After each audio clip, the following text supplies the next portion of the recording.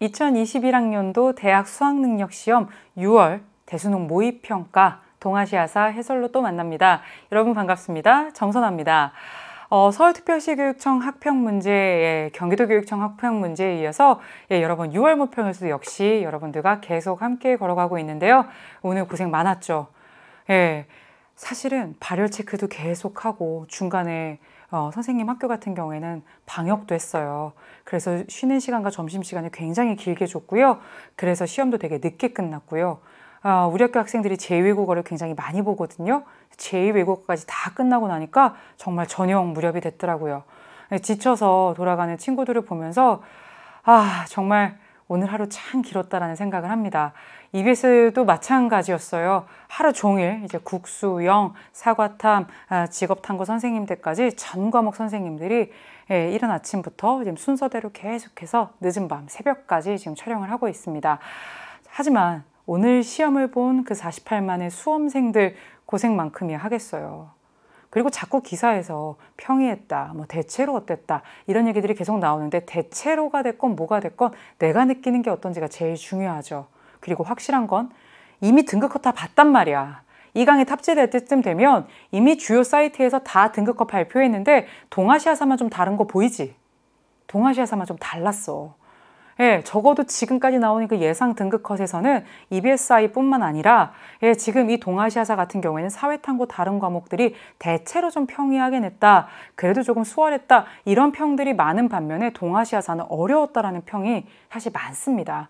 나만 어려웠던 거 아니에요. 괜찮아요. 선생님이 지금 동아시아사 강의를 이 EBS에서 4년째 하고 있는데 얼마나 많은 우리 친구들이 함께 해주고 있어요. 정말 동사 전국의 수험생들이 정말 거의 다 들어오는 강의가 수능 특강 강의인데 오늘처럼 선생님이 많은 연락을 받았던 시험이 없었어요. 수능까지 포함해서 모든 시험을 통틀어 전국에 진짜 많은 선생님들이 연락을 하셨어요. 온라인 클래스 때문인 것 같아요. 선생님을 개인적으로 모르면 연락을 그동안 잘 안 하셨었는데 정말 굉장히 많은 현장의 선생님과 또 학원의 강사분들과 학생들까지 오늘 시험에 대해서 굉장히 많은 다양한 의견과 다양한 생각, 그리고 이 시험 어려운 거예요, 쉬운 거예요, 선생님 저만 어려웠던 거 아니죠? 6월 모평에 굉장히 시기나 연도 문제가 많은데 어때요?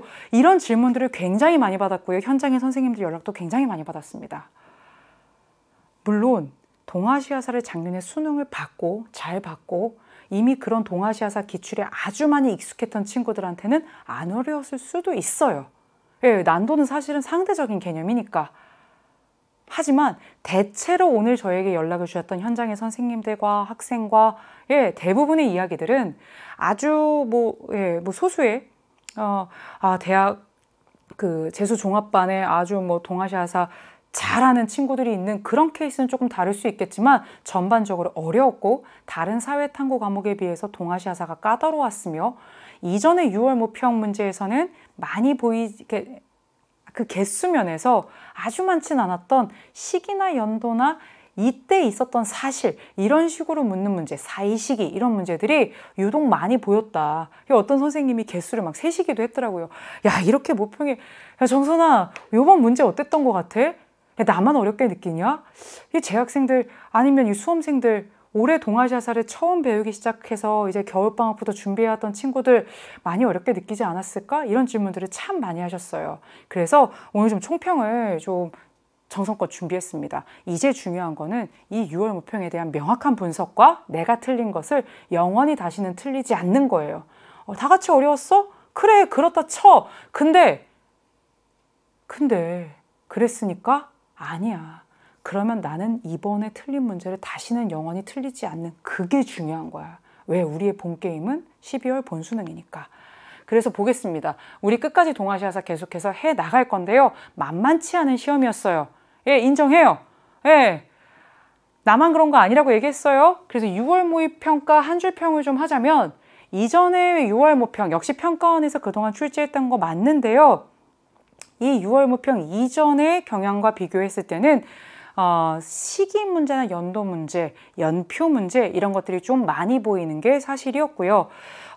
변별도 1등급을 가르는 그 컷 내지는 그 킬러 문제라고 하는 것을 동아시아사에서 꼭 연도 문제로만 잡아야 되나라고 하는 그러한 문제제기들은 그동안 여러 차례 있어 오긴 했었습니다만 변별력 문항을 계속 좀 연도와 관련된 문제로 잡으려고 하는 것이 12번이나 이런 문제에서 좀 드러나긴 했었습니다. 현장 선생님들의 피드백이 이번에 굉장히 많았는데요.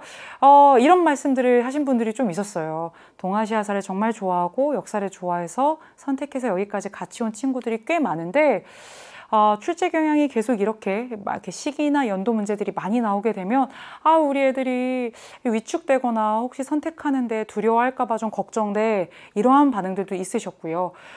그리고 계속 이런 분위기가 지속될까? 라고 하는 의문들도 있으셨고요. 그 와중에 사실은 수능 특강 연계는 70%를 확실하게 좀 지켰습니다. 요번에 참 코로나 상황에서 그 출제진, 검토진을 꾸리는 것 자체가 정말 참 쉽지 않았을 텐데요. 2015 개정교육과정과 교과서 4 중에서 최대한 공통분모를 찾아서 핵심 개념을 내려고 하는 노력들이 3월, 4월에 계속 있어 왔거든요. 이번에도 그런 문제들도 분명히 보였고요.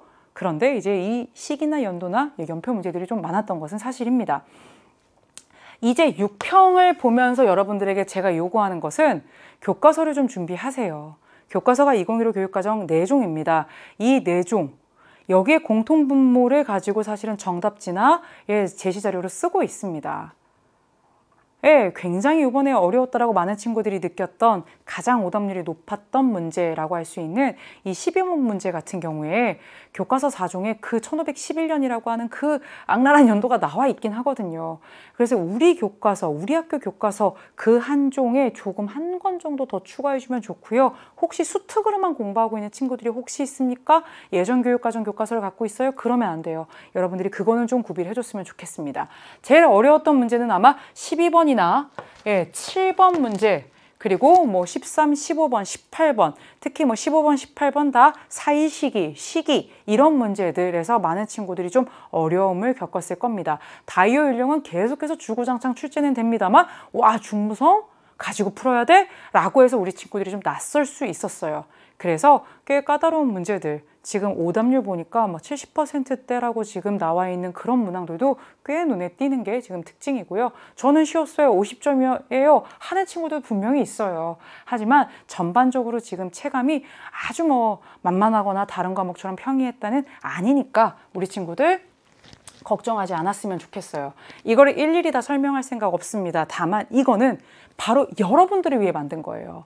근데 실제로 제가 올린 이 자료실에 1번부터 20번까지 다 분석한 이 자료를 정말 많이 쓰는 거는 고3 동아시아사 가르치는 선생님들이시고요.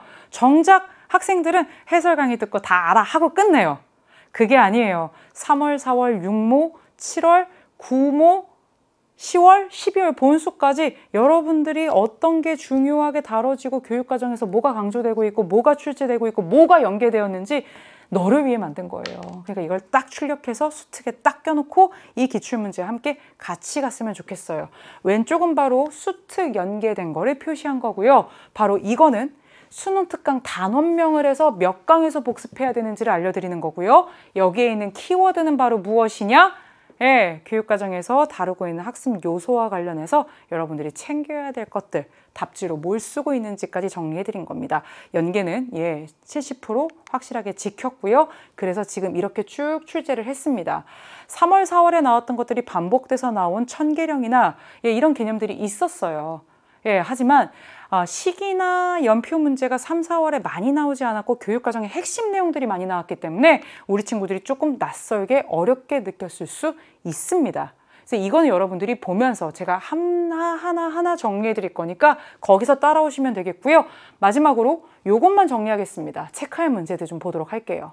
이따 풀어드리겠지만 연도 시기 문제 중에서는 12번 문제라던가 13번 문제, 16번 광복군, 역시 연표 문제 이런 것들이 나왔었고요. 사이시기 문제도 꽤 많이 출제됐죠. 시모노세키 조약과 포츠모스 조약 사이에 있었던 사건. 그리고 문제 난도보다는 현대사기 때문에 조금 어렵게 느꼈던 55년 체제 시작과 통킹만 사건 사이에 있었던 4.19 혁명.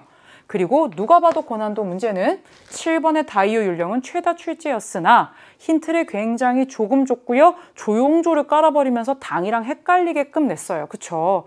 그래서 여러분들이 다이오 율령 다시 한번 정확하게 봐야 된다는 것과 12번 문제 7번 문제, 이게 지금 계속 엎치락 뒤치락 가장 오답률이 높은 문제입니다. 지금 우리 육모에서 해야 되는 건 어려웠어, 쉬웠어, 1등급 컷, 2등급 컷, 이것도 중요하지만 제일 중요한 건 내가 조금이라도 헷갈린 문제를 확실하게 개념을 정리해서 다시는 영원히 틀리지 않는 거예요. 우리 긴장하지 말아요. 괜찮아요. 위축되지도 말아요. 계속해서 같이 더불어 가면서 찬찬히 본수까지 완성하면 돼요. 역사는 배워갈수록 쌓여서 여러분들 정직하게 알면 맞출 수 있어요.